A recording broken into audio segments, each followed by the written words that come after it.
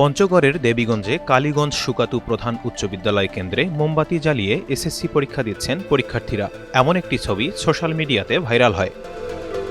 নিষিদ্ধ ঘোষিত ছাত্র সংগঠন বাংলাদেশ ছাত্রলীগের ভেরিফাইড ফেসবুক পেজ থেকেও এ পোস্ট করা হয়, যা নিয়ে পরবর্তীতে এলাকায় চাঞ্চল্যের সৃষ্টি হয়েছে। গেল 10 এপ্রিল এসএসসি ও সমমান পরীক্ষা শুরুর আগে হঠাৎ করে তৈরি হয় বৈরী আবহাওয়া, যার কারণে শিক্ষার্থী ও অভিভাবকরা উদ্বিগ্ন ছিলেন। বৈরী আবহাওয়ায় বিদ্যুৎ বিভ্রাটের ঘটনা থেকে রক্ষা পেতেই মোমবাতি নিয়ে এসেছিলেন কেউ কেউ, কিন্তু সার্বক্ষণিক বিদ্যুৎ সুবিধা নিশ্চিত করতে প্রস্তুতি ছিল কেন্দ্রের। বিদ্যুৎ বিভ্রাট এড়াতে কর্তৃপক্ষ জেনারেটরের ব্যবস্থাও রেখেছিলেন, এমনটি জানালেন ওই স্কুলের প্রধান শিক্ষক ও হল সচিব মনোরঞ্জন রায়। 9:35 হবে, সেই সময় আমি কেন্দ্রে প্রবেশ করি প্রশ্নসহ।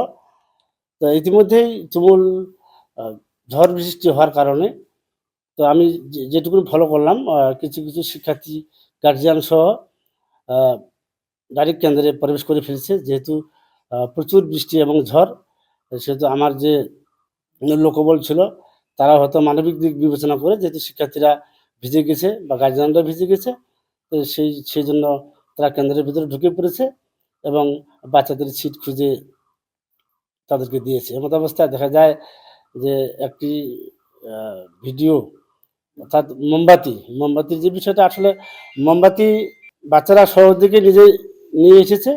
মোমবাতি জ্বালিয়ে সেই সময় তারা চেষ্টা করেছিল, সেই সময় বৃষ্টি ছিল না, এই জন্য হয়তো তারা মোমবাতি জ্বালিয়েছে। কিন্তু আমরা যখন প্রশ্ন এখানে শুটিং করে যখন আমরা যাই, তখন বিদ্যুৎ চলে আসে এবং সেই 3 ঘন্টায় বিদ্যুৎ ছিল।